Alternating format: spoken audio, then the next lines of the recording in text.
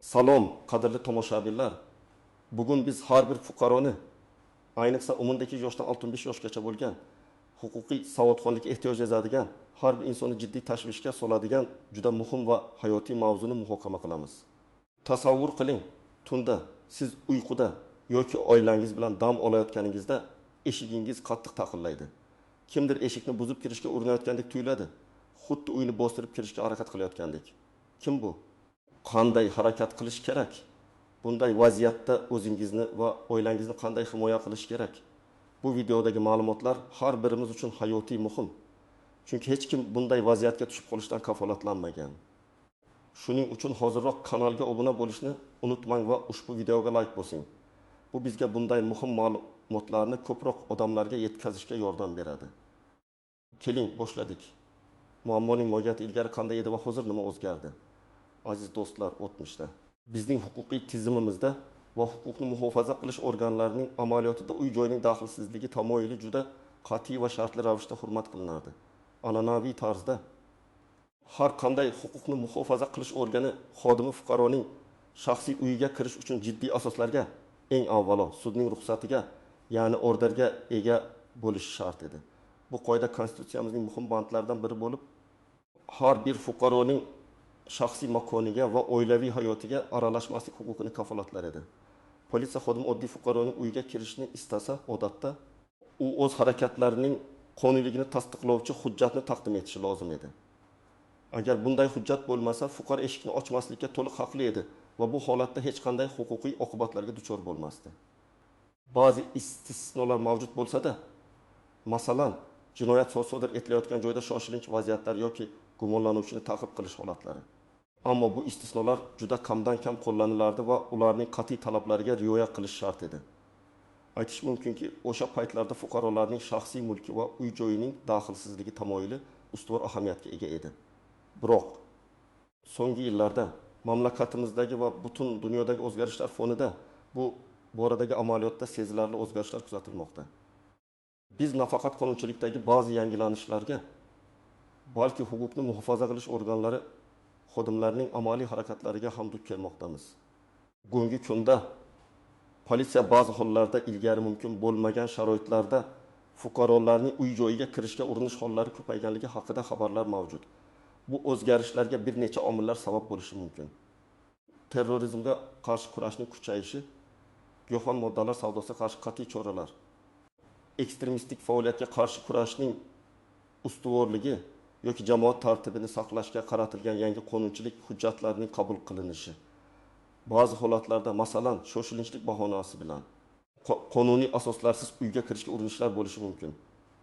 Bu holat avvalgi qoidalarga o'rganib qolgan fuqarolarimizda haqli savollar va tashvishlarni keltirib chiqarmoqda. Nima uchun endi hamma narsa boshqacha? Mening uyimning daxlsizligi qayerda qoldi? Ushbu video aynan shu savollarga javob berish va sizni ushbu yangi sharoitlarda o'zingizni qanday himoya qilish kerakligi haqida to'liq ma'lumot bilan qurollantirish uchun tayyorlandi. Biz bugungi kunda yuzaga kelishi mumkin bo'lgan har qanday vaziyatga tayyor bo'lishimiz shart. Asosiy qism 1: nimalarni bilishingiz kerak, kimlar xotirlanishi kerak va kimlar xotirlanmasligi kerak. Avvalo, har bir fuqaro bilishi shart bo'lgan asosiy huquqlar va qoidalardan boshlaylik. O'zbekiston Respublikasi Konstitutsiyasining 27-moddasi har bir shaxsning uy-joyi daxlsiz ekanligini belgilab beradi.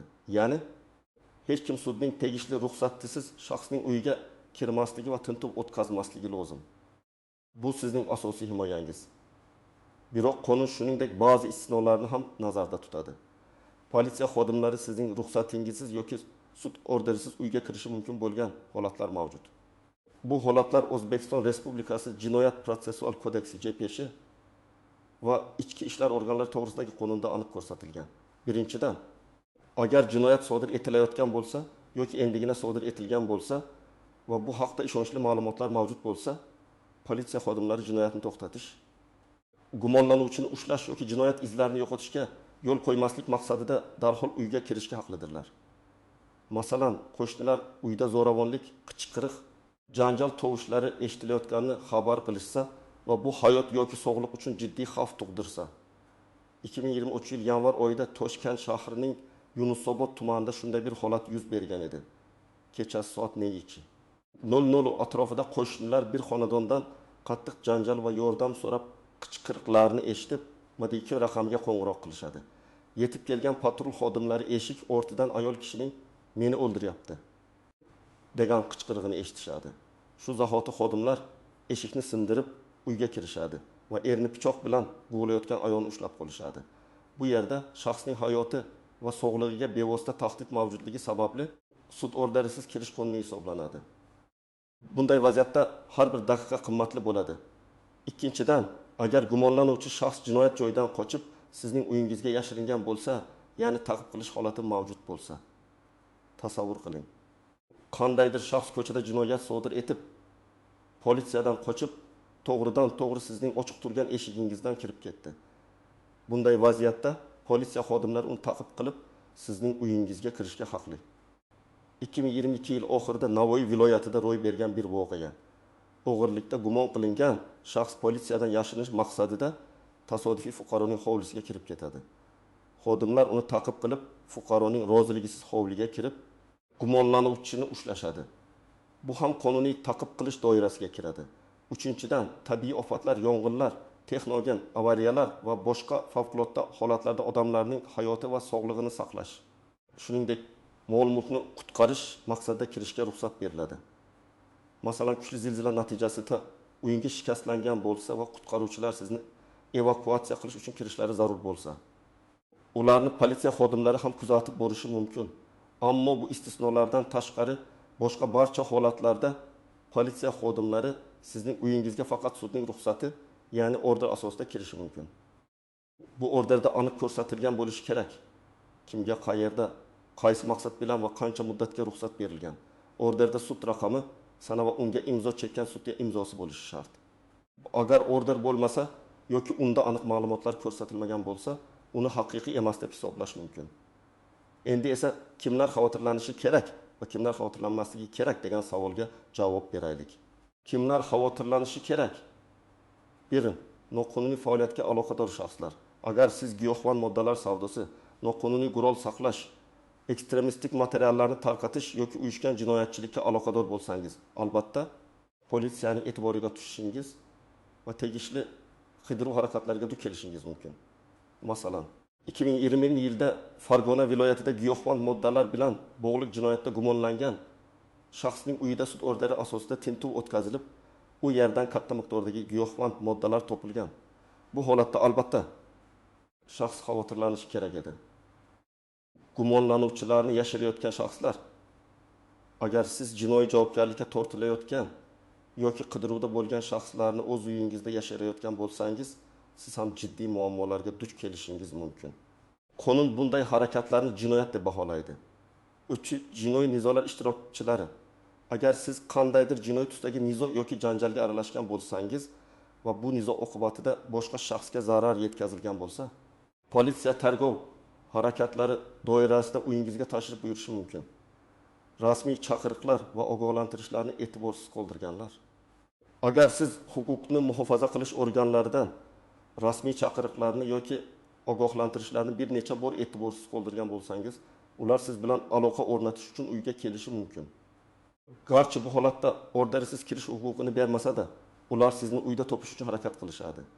Kimlar xavotirlanmasligi kerak, lekin huquqlarini bilishi shart?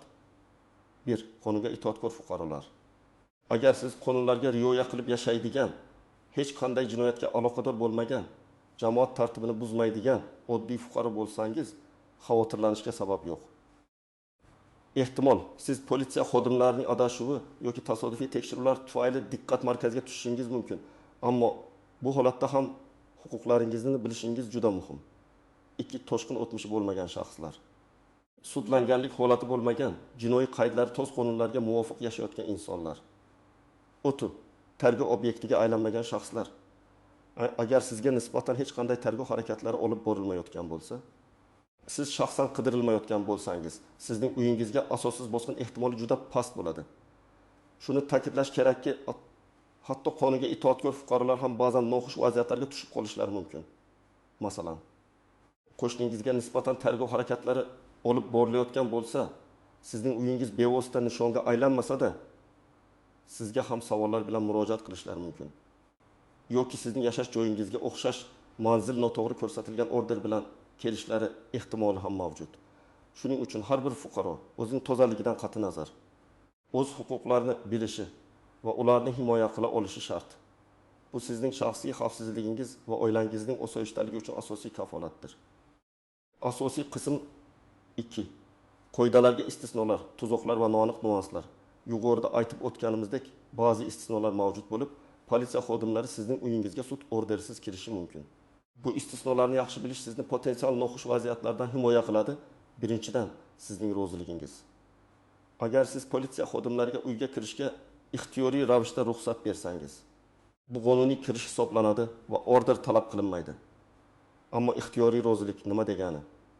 Bu holatda sizga hech qanday bosim o'tkazilmasligi, siz qo'rqitilmasligingiz yoki aldov yo'li bilan rozilikka majburlanmasligingiz kerak. Agar sizga eshikni ochmasangiz, sindiramiz va keyin sizga yomon bo'ladi kabi tahdidlar bilan kirishga undashsa, bu ixtiyoriy rozilik hisoblanmaydi. Rozilik berishdan oldin kirish maqsadi qidirilayotgan shaxs yoki buyum haqida aniq ma'lumot olishga haqlisiz. Agar siz shunchaki ha desangiz, keyinchalik bu kirishning noqonuniyligini isbotlash ancha qiyin bo'ladi. Ikkinchidan, ma'muriy va jinoiy proseslar o'rtasidagi farq. Politsiya ma'muriy javobgarlik to'g'risidagi kodeksga asosan ma'muriy huquqbuzarliklarni hujjatlashtirish uchun ham kelishi mumkin. Masalan, uyda shovqin-suron bo'lsa va qo'shnilar tinchlikni buzganlik uchun shikoyat qilsalar. Lekin MJTK doirasida uyga kirish huquqlari JPSga nisbatan cheklangan. Ular sizni ma'muriy javobgarlikka tortish uchun kelgan bo'lsalar ham, uyingizga sizning ruxsatingizsiz kirishga haqli emaslar. Faqat favqulodda vaziyatlar bundan mustasno. Uchinchidan, favqulodda holat va aksilterroristik operatsiyalar. Mamlakat hududida favqulodda holat rejimi e'lon qilinganda yoki aksilterroristik operatsiyalar o'tkazilayotganda huquqni muhofaza qilish organlarining vakolatlari sezilarli darajada kengaytirilishi mumkin. Bunday hollarda vaqtinchalik cheklovlar kiritilishi va uy-joy daxlsizligi tamoyili ma'lum sharoitlarda o'zgartirilishi mumkin. Ammo bu vaziyatlar qonun bilan aniq belgilangan bo'lishi va davlatning rasmiy qarori asosida e'lon qilinishi shart. Bunday holatlar doimiy emas, vaqtinchalik xususiyatga ega bo'ladi. To'rtinchidan, voyaga yetmaganlar bilan bog'liq holatlar.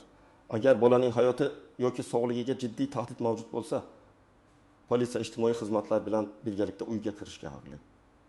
Bunda asosiy e'tibor bolaning manfaatlarini himoya qilishga qaratilgan bo'ladi. Masalan, bolalarga nisbatan zo'ravonlik sodir etilayotganligi haqida ishonchli ma'lumotlar mavjud bo'lsa. 5-dan, boshqa xizmatlar bilan birgalikda kirish. O't o'chiruvchilar yong'in holatida tez yordam xodimlari shaxsiy hayoti xavf ostida bo'lganda uyga kirishga haqlidirlar. Politsiya ularga jamoat tartibini ta'minlash maqsadida hamrohlik qilishi mumkin. Bu holatda politsiya favqulodda holat istisnosidan foydalangan bo'ladi. Lekin ularning asosiy maqsadi yong'inni o'chirish yoki tez tibbiy yordam ko'rsatishga to'sqinlik qilishni bartaraf etishdan iborat bo'ladi. Endi esa tuzoqlar va noaniq nuanslar haqida. 1. Rozilik berishga majburlash. Eng keng tarqalgan tuzoqlardan biri bu.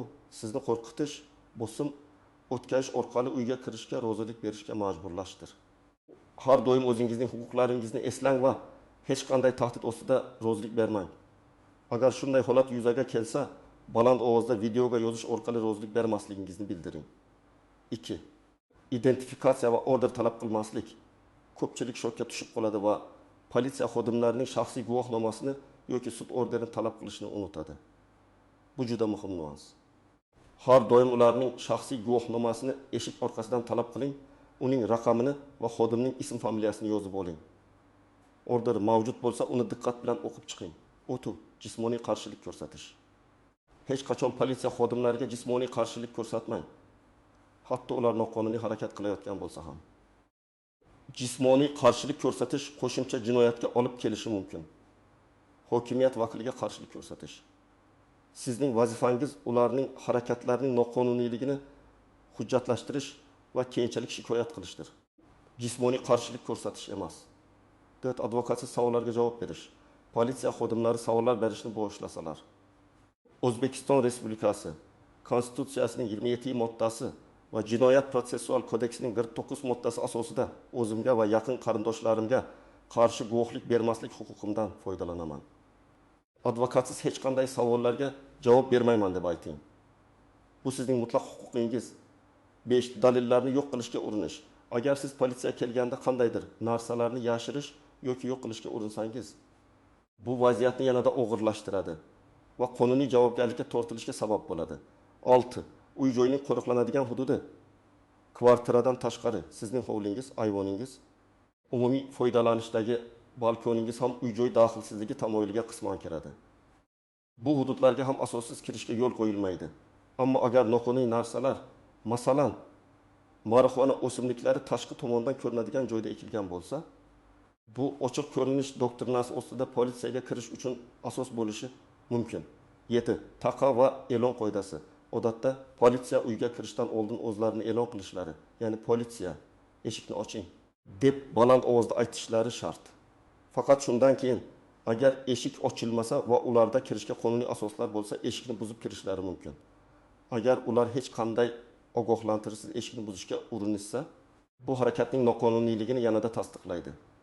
Bu noaniq nuanslar va tuzoqlarni bilish sizga huquqiy vaziyatlarda o'zingizni yanada ishonchli himoya qilishga yordam beradi. Har doim hushyor bo'ling va huquqiy bilimga ega bo'ling. Amaliy maslahatlar. Tomoshabin nima qilish kerak? Endi esa eng muhim qismga o'tamiz. Agar politsiya xodimlari sizning eshigingizga kelishsa va uyga kirishga urinishsa, aniq qanday harakat qilish kerak? Bu qadamlar ketma-ketligi sizni huquqiy himoya bilan ta'minlaydi. Eshik taqillaganda yoki qo'ng'iroq chalinganda 1. Hech qachon darhol eshikni ochmang. Bu juda muhim. Eshik orqali darajali ko'z glazzob orqali yoki shisha eshik bo'lsa, kimligini aniqlang. O'zingizni xotirjam tuting, vahima qo'ymang. 2. Kimlar deb so'rang. Baland ovozda aniq qilib eshik o'rtadan so'rang. Kimlar keldi? Nima maqsadda? Ular politsiya deb javob berishlari mumkin. O'tuv, tashrif maqsadini so'rang. Ular tekshiruv yoki suhbat deb javob berishlari mumkin. Har qanday holatda ham ularning tashrifining aniq sababini so'rang. Qanday masala bo'yicha keldingiz yoki nega aynan men bilan gaplashmoqchisiz? 4. Identifikatsiyani talab qiling. Ularning shaxsini tasdiqlovchi hujjatlarni eshik orqasidan ko'rsatishlarini talab qiling. Iltimos, xizmat guvohnomangizni eshikka yaqinlashtiring. Men raqamini va ism sharifingizni yozib olaman. Agar ular rad etishsa, sizni tanimasdan eshikni ocha olmayman deb aytishga haqlisiz. Xodimning ism familiyasi, lavozim va bo'linmasi nomini aniq yozib oling. Bu keyinchalik shikoyat qilishda juda muhim bo'ladi. 5. Sud orderini talab qiling. Agar ular uyga kirishni talab qilishsa, sudning ruxsatini, orderini ko'rsatishlarini talab qiling. Orderda sizning manzilingiz, orderning raqami, berilgan sana va sudya imzosi bo'lishi shart. Uni ham eshik orqasidan yaxshilab o'qib chiqing. Agar order aniq bo'lmasa yoki umuman yo'q bo'lsa, siz eshikni ochmaslikka haqlisiz. 6. Harakatni yozib oling. Agar iloji bo'lsa, telefoningizda ovozli yoki video yozuvni yo'qing. Bu sizning himoyangiz uchun muhim dalil bo'lishi mumkin. Men siz bilan bo'lgan suhbatni yozib olaman deb ogohlantirishga haqlisiz. 7. Darhol advokatga qo'ng'iroq qiling. Vaziyatning jiddiyligini his qilsangiz, zudlik bilan o'zingizning advokatingizga qo'ng'iroq qiling va vaziyatni tushuntiring. Advokat kelguniga qadar eshikni ochmaslikka haqlisiz. Agar ular eshikni buzib kirishsa, order bilan yoki ordersiz. 1. Jismoniy qarshilik ko'rsatmang. Bu juda muhim. Hech qanday sharoitda jismoniy qarshilik ko'rsatmang. Bu sizga qarshi qo'shimcha ayblovlar uchun asos bo'lishi mumkin. 2. Qarshilik qilmasligingizni, lekin kirishga ruxsat bermasligingizni ayting. Baland ovozda va aniq qilib ayting. Men sizning uyimga kirishingizga ruxsat bermayman. Bu noqonuniy. Men bunga norozilik bildiraman. Bu sizning noroziligingizni huquqiy jihatdan rasmiylashtiradi. Ular order bilan kirgan bo'lsalar, uning nusxasini berishlarini talab qiling. 4. Barcha xodimlarning ism familiyasini, lavozimini va bo'linmasi nomini so'rang. Bu ma'lumotlarni yozib oling. Agar ular aytishdan bosh tortsalar, ularning yuzlarini va forma raqamlarini videoga olishga harakat qiling. 5. Advokatasiz savollarga javob bermang. Advokatingiz kelguniga qadar hech qanday savollarga javob bermasligingizni bildiring.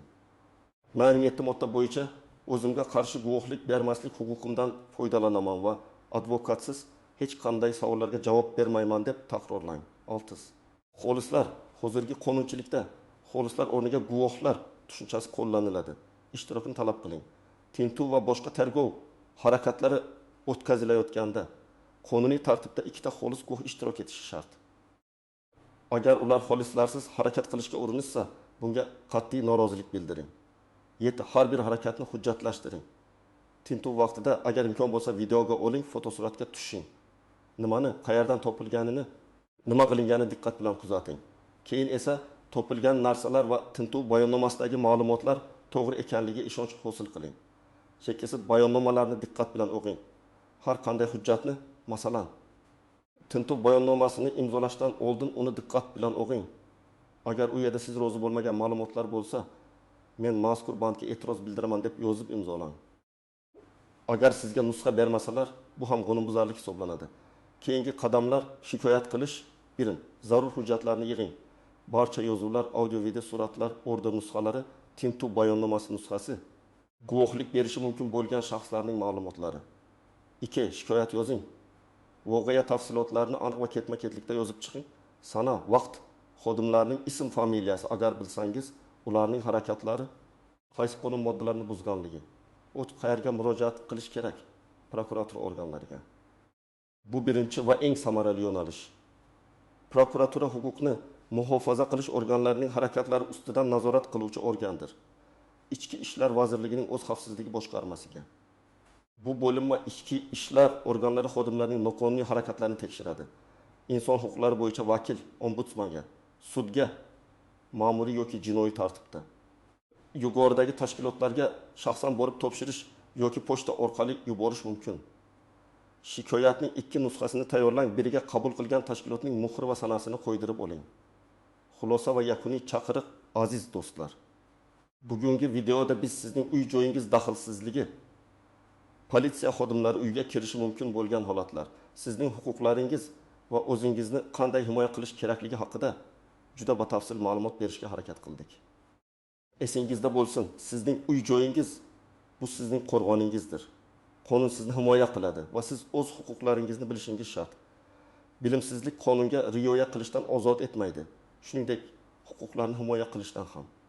Har doim hushyor bo'ling, xotirjamlikni saqlang va qonuniy yo'llar bilan harakat qiling. Bu ma'lumotlar hayotingizda hech qachon kerak bo'lmasin, ammo agar kerak bo'lsa sizni qurollantirishga tayyor bo'ling. Umid qilamizki, ushbu video siz uchun juda foydali bo'ldi. O'z fikrlaringizni va bunday vaziyatlarda shaxsiy tajribalaringizni sharhlarda qoldiring.